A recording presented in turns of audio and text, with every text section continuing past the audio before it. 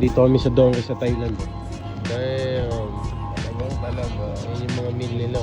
Presentable Parang parang hirap kainin. Gusto mo i-display na lang. Freshly made na mga pagkain. Kasi doon yung kitchen nila. May kitchen sila dyan sa loob. Bumili sa Don Quixote ng paboritong almusal pag nagmamadalang pumasok sa school. Yakisoba. Kumbaga parang pansit canton sa atin. Dito sa Donkey pwede ka magluto Ngayon may napili ka doon sa mga pack meal nila. Ready to eat na pagkain nila na fresh. Pwede mo initin dito sa microwave. Hindi nila pinapahirapan lahat ng nila ng tao nila. Ngayon nagmamadali nila. Di ba dapat walang sabaw yan? So paano yung sisip-sipin niya yan? Watch lang.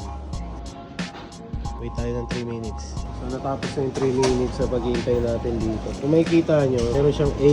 Ang A yung bubuksan mo, B, C. Lahat ng kailangan mo, bibigay na talaga ng hapon. So yan, si saan yan? C, ayan yung C. Tama mo. Ayan yung C, yung pan-drain niya. Yan. Oh, hindi ka napapahirapan, hindi na itatapon, no? I-drain mo na lang dyan. Effect po. Op, titigil yan. Op. Op.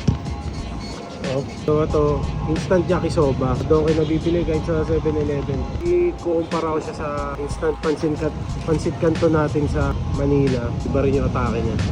So magabite natin to.